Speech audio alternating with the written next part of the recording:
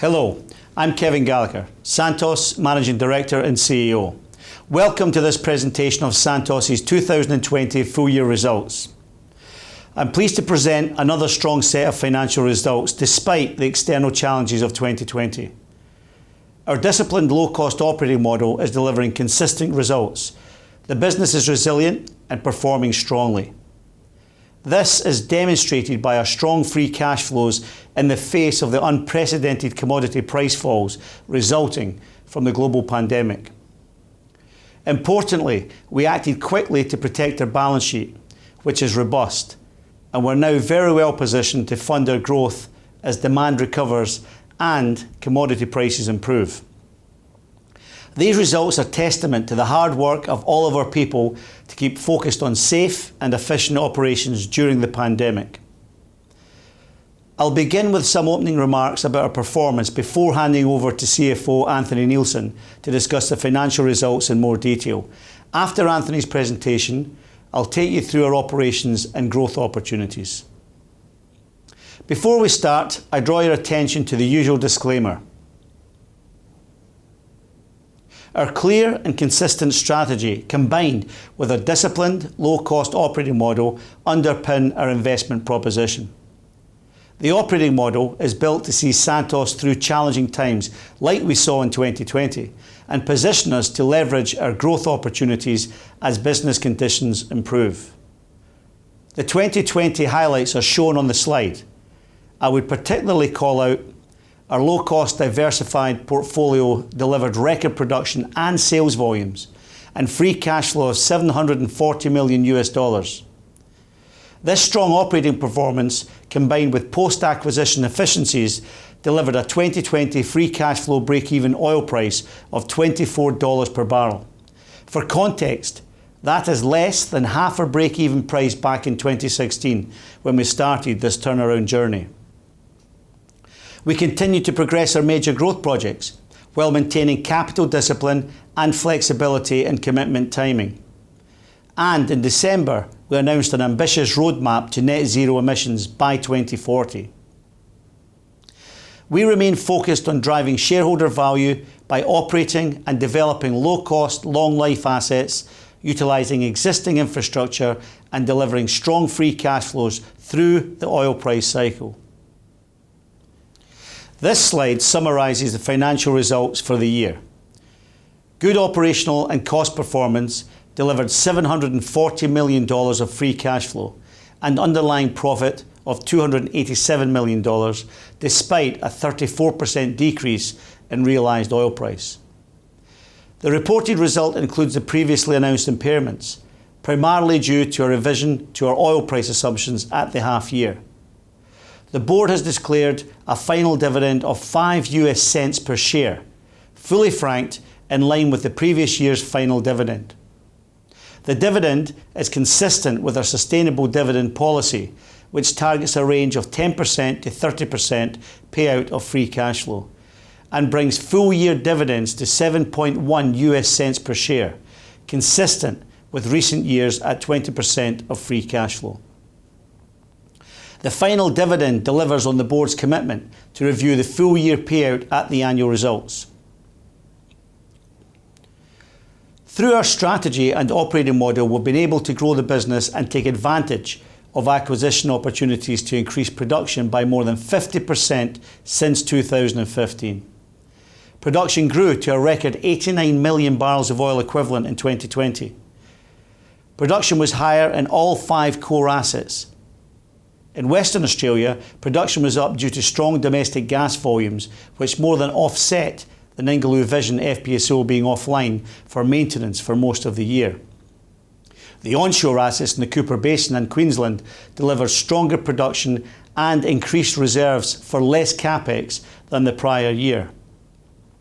Northern Australia production was significantly higher following the ConocoPhillips acquisition, and Darwin LNG operated at high rates and shipped the largest LNG cargoes in its history to capitalise on stronger prices at the end of the year. And PNG LNG continues to perform well, delivering record annual LNG production and shipments. I believe one of Santos' core strengths is a diversified and balanced portfolio of conventional and unconventional assets, providing stable production for the next decade before any major growth projects. Slide 6 shows how the business has delivered strong free cash flow over the past 4 years by sticking to the strategy and operating model we announced at the end of 2016. We've delivered almost $4 billion in free cash flow since 2016. And to recap, between 2016 and now, we have had to navigate 2 oil price crashes, an earthquake in PNG, a global pandemic, and ongoing government threats of intervention in the domestic gas markets. This demonstrates the strength and resilience of our portfolio and disciplined low-cost operating model. The business delivered a free cash flow break-even oil price of $24 per barrel in 2020 before hedging, or $17 per barrel after the impact of hedging. This is a low-cost and reliable business. Free cash flow yield at the end of 2020 was 8%. In 2021, we're targeting a free cash flow break-even oil price before hedging at around the same level as last year. And importantly, this includes additional exploration wells in the Northern Territory. At current oil prices, we would generate over $1 billion in free cash flow this year. Our journey to become Australia's safest operator continues. A core value at Santos is our always safe value. This means that every single day, every person who works at Santos is focused on safety and going home healthy every single day. Despite COVID, it is pleasing to see a continuing strong and improving trend in our safety metrics. Our lost time injury frequency performance has been improved again, continuing our trend of reducing injury frequency since 2017. Despite higher activity levels and changes to operations due to COVID. Our injury severity, as measured by the number of injuries graded moderate harm or greater, has also declined over the past 4 years, as shown by the grey bars on the chart. We are very focused on ensuring the lessons from these types of events are learnt across the organisation and that we continue to drive these moderate harm incidents lower year on year. Still more to go, but we're pleased with the progress that we're making across all of our safety-related metrics. And I'd like to take this opportunity to thank everyone across all of our field-based operations for their focus during this very challenging year. Natural gas remains a crucial part of the energy mix if we're to solve the twin challenges of reducing carbon emissions while meeting the growing demand for secure and reliable energy. And even in the International Energy Agency's net zero by 2050 scenario, the world needs more investment in upstream supply. Santos is committed to a lower carbon future. In 2018, we were one of the first companies in our industry to state an aspiration to achieve net zero emissions by 2050. In 2020, we raised the bar again, setting a new target to achieve net zero by 2040. Along with a new medium-term target of a 26 to 30% reduction in our Scope 1 and Scope 2 emissions by 2030, consistent with Australia's commitment to the Paris Agreement. We also committed to work with our customers to help them reduce their Scope 1 and 2 emissions by 1 million tonnes per annum by 2030. We are committed to transparent reporting and disclosure through our suite of ESG reports, which you can access on our website. Today, we released our 4th annual climate change report, again consistent with the G20's TCFD guidelines. I am pleased to report that we are ahead of our current emissions reduction targets and have set out a detailed and credible roadmap to achieve net zero by 2040 through a combination of large-scale carbon capture and storage, including our proposed Moomba CCS project, nature-based offsets such as our world-leading West Arnhem land fire abatement programme, and increased use of renewables and energy efficiency across our operations. I will talk about our roadmap to emissions reduction on the next slide.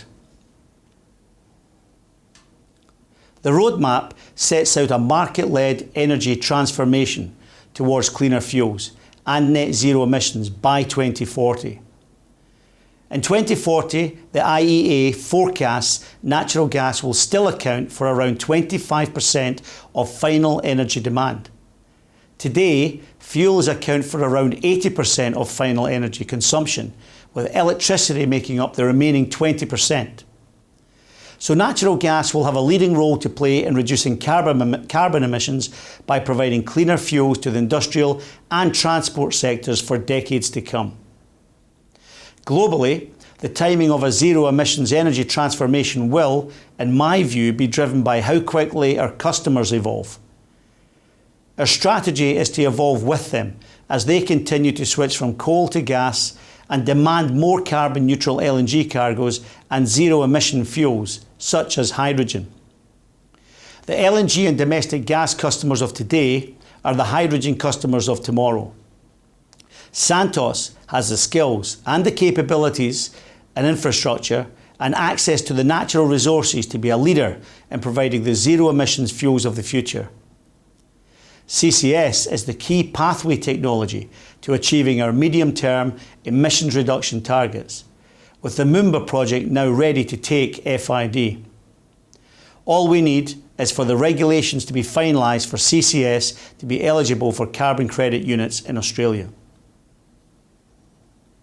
In summary, it was a strong year for Santos, despite the challenging external environment. The business is running well, and our operating model sets us up for disciplined growth as business conditions improve. I'll now hand over to Anthony to provide a detailed review of our financial results. Thanks, Kevin, and hello to everyone. I'm pleased to present a strong set of financial results for 2020, and I'll go through these in more detail. The three key financial priorities for the business have not changed. First, we will continue to focus on generating free cash flow from the base business. As Kevin previously stated, we achieved a strong free cash flow of $740 million in 2020, despite significantly lower oil prices, and delivered a 2020 free cash flow break-even oil price of approximately $24 per barrel before hedging and $17 a barrel after hedging. In 2021, the business will generate approximately $330 million in free cash flow for every $10 per barrel increase above our break-even price. At the current oil price, this would put us on track for more than $1 billion of free cash flow for 2021. The second priority is ensuring that our capital allocation process is disciplined as we prepare to enter our growth phase. Operatorship of our 4 major growth projects provides flexibility and control to ensure that our Capex is appropriately phased.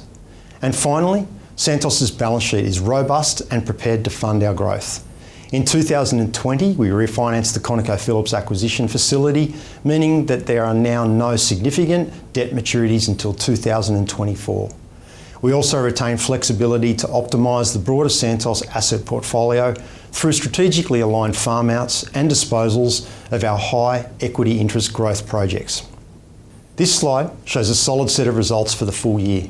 Despite a 34% decrease in the average realised oil price compared to 2019, sales revenues decreased 16% to $3.4 billion, driven mainly by lower oil and LNG prices, partially offset by higher volumes due to the ConocoPhillips acquisition and higher domestic gas sales volumes. During the year, revenues were shielded by Santos' diversified portfolio, including fixed-price domestic gas contracts, which comprised over 40% of production volumes. These higher volumes, combined with cost savings and efficiencies, are offset by lower average commodity prices. This led to an EBITDAX of approximately $1.9 billion. Underlying net profit after tax of $287 million was 60% less than last year, and our free cash flow was down 35% to $740 million. The reported net loss of $357 million includes the previously announced impairments. This slide demonstrates the strength of our 2020 free cash flow generation. At a similar average oil price to 2016, our free cash flow is $500 million stronger now than 4 years ago. This reflects the resilience inherent in our strategy and low-cost operating model, which are built to see us through the oil price cycle. Operating cash flow decreased 39% to just under $1.5 billion, driven by lower oil prices. We have also maintained our disciplined approach to capital management. We delivered the cost reductions we announced in early 2020 while maintaining safety, integrity and production activities. The trend in earnings metrics is a similar story to cash flow. The business is now much more resilient and robust than it was 4 years ago. Again, our fixed price domestic gas contracts and strong LNG contracts shielded revenues from the impact of significantly lower oil prices in 2020. Underlying profit was $287 million, a solid performance given the poor economic conditions in 2020. These two charts show production and sales volume since 2016. In 2020, both were records and higher than the prior year due to increased equity in Bayu-Undan production and higher domestic gas production in Western Australia. Our focus on safe, low cost and efficient operations is continuing to deliver cost reductions across our operated assets.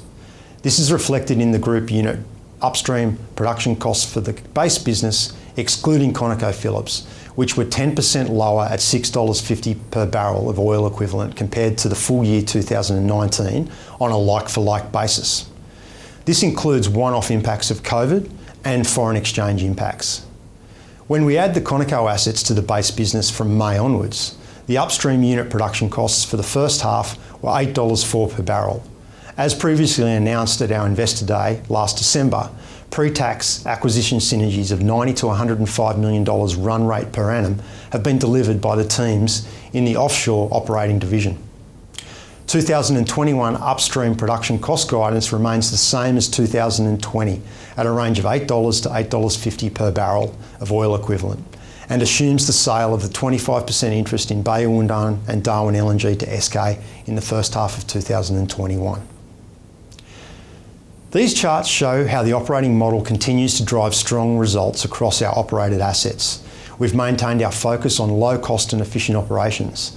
The operating model continues to deliver both a low portfolio free cash flow break-even of $24 per barrel, excluding hedging, and each one of our assets are free cash flow positive at less than $35 a barrel. As the charts show, cost reductions are occurring across our operated assets, and this is reflected in the group unit upstream production costs for the base business. Our onshore business has also delivered underlying cash reductions, which have been offset by foreign exchange movements and one-off COVID impacts.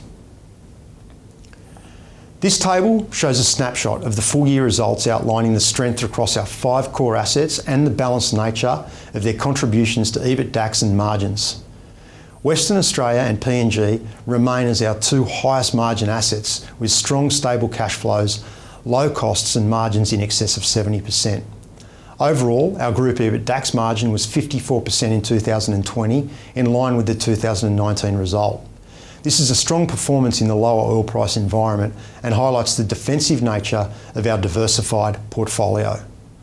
All our core asset segments have margins of greater than 40% and all are free cash flow positive at an oil price of less than $35 per barrel. We continue to drive costs out both through the operating model and synergies from the Conoco acquisition. This slide provides the Capex breakdown by the 5 core assets with 2020 total Capex just under $860 million, comprising $748 million in sustaining Capex and $110 million in major growth Capex, mainly for Barossa. The chart on the right-hand side of the page shows the number of onshore wells drilled across the Cooper Basin and GLNG acreage in 2020. We've also added annual combined production for the Cooper Basin and Queensland, represented by the blue line. Drilling activity, cost and production are a proxy for capital efficiency in our onshore business. Compared to 2016, we've delivered more than 3 times the number of wells and higher production with improved capital efficiency. Net debt was $3.7 billion at the end of 2020, including a $457 million lease liability under AASB 16. The chart shows that our net debt is actually less than 2018, excluding AASB 16 leases, yet we're a significantly larger business after the Quadrant and Conoco acquisitions. Gearing is 33.6%, which includes AASB 16 lease liabilities and the impact of the recently announced impairments. There's liquidity in place of over $3 billion, comprising $1.3 billion in cash and $1.9 billion in committed undrawn debt. The balance sheet is set up to fund our growth projects, and we have the flexibility to optimise the portfolio through farm outs and disposals. We also have 15 million barrels hedged in 2021, and this, combined with our fixed price domestic gas contracts, means that over half of our 2021 production is mitigated to downside oil risk. In closing, the disciplined free cash flow focused operating model continues to drive shareholder value through lower costs, improved capital efficiency and increased returns. We are targeting a free cash flow break even for 2021 at less than $25 per barrel, and will deliver strong free cash flow in this improving oil price environment. The balance sheet is positioned to fund our growth projects and sustainable dividends, and we are well positioned to deliver growth in 2021 and beyond. Thanks, and I'll now hand back to Kevin. Thanks, Anthony. Now let's take a look at our growth projects and asset performance. I'll start with our growth portfolio on slide 23. All of our projects are Santos operated, so we are in control of the timing of sanction decisions and the phasing of capital spend. I'll address Barossa on the next slide, but first let me make some brief comments on our other projects. According to the International Energy Agency and the Intergovernmental Panel on Climate Change, carbon capture and storage is a critical technology to achieving the world's climate goals, and its use must be accelerated. The Cooper Basin is uniquely placed for CCS and has the potential to store up to 20 million tonnes of CO2 per year. Moomba CCS is low cost at less than 30 Australian dollars per tonne, full life cycle cost, in phase 1. Capex is estimated in the range of $125 to $155 million gross. Moomba CCS not only has the potential to significantly reduce our emissions, but could also provide a new revenue stream for Santos. And we are working with government departments to qualify CCS projects for the creation of Australian carbon credits. With the right incentives, I believe we will see significant investment in CCS projects around the world in the coming years, particularly if you consider some of the forecast carbon prices announced recently. We think CCS is an exciting opportunity for Santos now and into the future. In New South Wales, the Narrabri gas project received environmental approvals from the state and federal governments late last year. We remain confident that the project will deliver the lowest cost gas for New South Wales customers, but there is still appeals and subsequent approvals that need to be progressed in a timely way so we can get on with the appraisal phase. The ACCC and others are asking gas producers to bring more production to market, with shortfalls forecast in southern markets by 2024 and across the East Coast market by 2026. We're willing to do that, but it is approvals, timeframes and regulatory intervention that have and continue to hold back new gas investment across the sector on the East Coast. We've already committed 100% of Narrabri gas to the domestic market, and customers are very keen for Narrabri gas to come into the market. We also talked to you in December about our plans for a phased development of Dorado. A feed entry decision on the phase 1 liquids development is planned for the first half of this year. In parallel with feed, we're also planning to assess potential low-cost liquids tiebacks at the exciting Apis and Pavo prospects, with drilling this year and next. We're aiming for a phased and disciplined development to ensure optimised FPSO and the infrastructure design, and will assess both FPSO lease and purchase options as we go forward. Capex estimates will be refined during feed, depending in part on the FPSO option chosen. The Barossa project is on track for FID in the coming months. Barossa is a low-risk, mainly upstream offshore brownfield project with liquids and is positioned at the right end of the supply cost curve. It's a relatively straightforward offshore scope tied into an existing pipeline and LNG plant. Capex is unchanged at the $3.6 billion gross level that we stated at the Investor Day in December. And we are targeting a cash cost of production, including FPSO lease cost, of around $2 per MMBTU. The pieces for Barossa FID are now in place. All agreements are signed for the transportation and processing of Barossa gas through the Darwin LNG facilities. We have signed a binding long-term SPA with Mitsubishi for 1.5 million tonnes per annum of Santos equity LNG from Barossa at a price based on JKM. We have obtained all consents for the 25% sell down of Bayu-Undan and Darwin LNG to SK, meaning the deal is now binding and subject only to FID. And the Darwin Life Extension project is ready to execute. We are also finalising the documents required, including the FPSO contract for the Barossa equity sell down to JERA. In summary, we are ready to go with Barossa. On LNG markets, I continue to expect robust demand growth given continued outlook for coal to gas switching in our key markets and the advantage of natural gas over coal from an emissions perspective. I also expect tightening supply as new projects in our competitor countries are delayed by the pandemic. I expect that the effects of some greenfield LNG projects being deferred and maybe even some never being sanctioned will further strengthen LNG prices over the next few years. The offshore business comprises our Western Australia, Northern Australia and Timor-Leste core assets. With the commencement in 2020 of the 12-year fixed price US dollar denominated contract with Alcoa for 120 terajoules per day, Santos is WA's biggest domestic gas supplier, meeting almost half of the state's demand. WA is a low-cost, strongly cash-generative business with an EBITDAX margin of 74% underpinned by fixed-price domestic gas contracts. Production costs have fallen by 38% over the past 3 years to $6.34 per BOE. And in Northern Australia, the ConocoPhillips acquisition provides operatorship and control of long-life natural gas assets and strategic LNG infrastructure at Darwin, with proximity to a range of new and potential equity and third-party gas supply sources. Approvals for up to 2 new LNG trains and a short shipping run to our Asian markets. In January, we took FID on the Bayu-Undan infill project in Timor-Leste, which will provide additional production and extend the life of the Bayu-Undan field.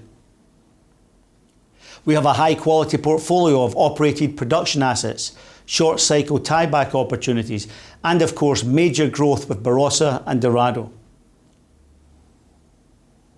The Quadrant and ConocoPhillips acquisitions have transformed the scale of the offshore business. Since 2017, production from these assets has more than tripled to 46 million BOEs per annum. And we are starting to see the benefits of the Santos operating model in Northern Australia, as we assumed operatorship last May. These acquisitions have delivered material synergies, and we are on track to deliver synergies from the ConocoPhillips acquisition within the recently upgraded guidance range of $90 to $105 million. We also have a good portfolio of short-cycle infill and tieback opportunities in the offshore business to extend our WA domestic gas facilities. Spartan is the first project to proceed, with the board approving FID this week. Spartan involves a single well tieback to the existing John Brooks platform, which supplies Varanus Island. First production is expected in early 2023. Our other opportunities are shown on the slide, all located in shallow water close to our existing facilities. We also plan to drill the Dancer prospect this year, which is a tieback opportunity to Reindeer for supply to the Devil Creek plant. Our onshore division is an integrated business across 3 states and the Northern Territory, serving both domestic and export markets. I am proud of the fact that we are Australia's lowest cost onshore operator, with growth self-funded within the disciplined operating model. The Cooper Basin is performing well. Our own production is up and our operated midstream infrastructure is processing significant volumes of third-party product from a number of producers in the basin.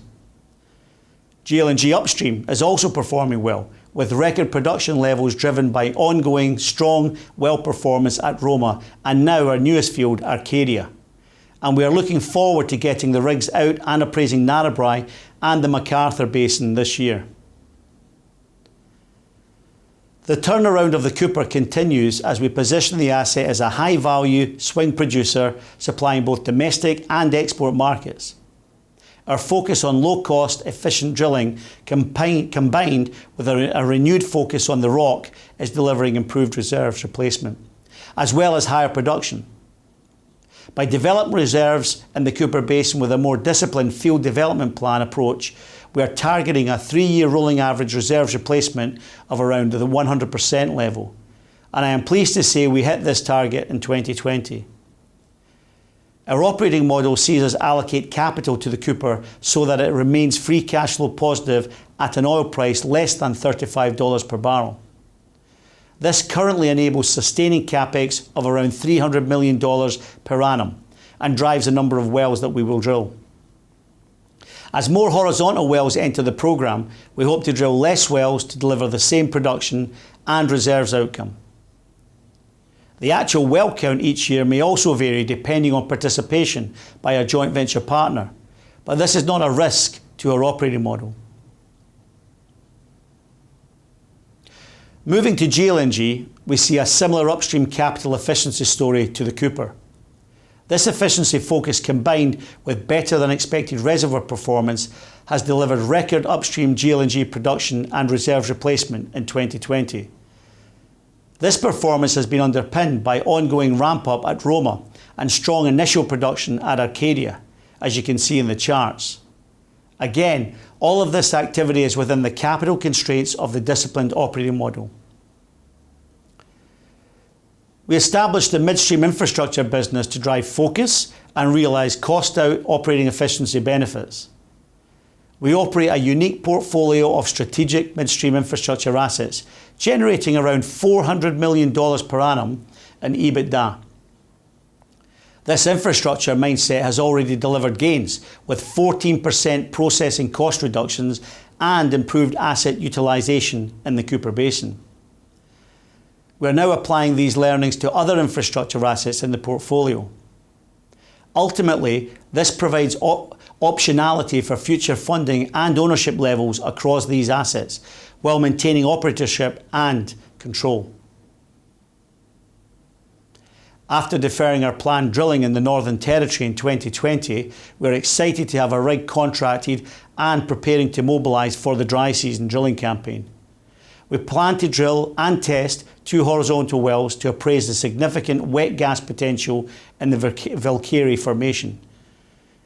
This work follows strong test flow rates from the vertical Tanumbirini 1 well, and in January we were pleased to complete the acquisition of additional interest in the highly prospective South Nicholson Basin. The acquisition provides Santos with full project ownership and operatorship of a large acreage of almost 8,000 square kilometres.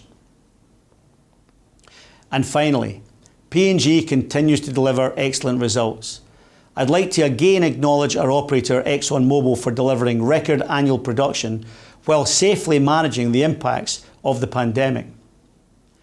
PNG LNG is a world-class, low-cost asset delivering strong free cash flows for Santos. We will continue to work with our partners to maximise value from the foundation project and pursue backfill options to extend plateau production. In summary, as I said at the outset, I'm very pleased to present another strong set of financial results and record production and sales volumes. We have been and remain unrelenting in sticking to our strategy and implementing our disciplined, low-cost operating model. An operating model that has proven its value by delivering consistent results, keeping the business resilient and performing strongly despite the challenges of the past year. We continue to generate strong free cash flows, maintain the strength of our balance sheet, provide dividends to shareholders, and we are now very well positioned to fund our growth as demand recovers and oil prices improve. and we're positioning Santos as a leading company globally, managing the energy transition. Thank you for watching.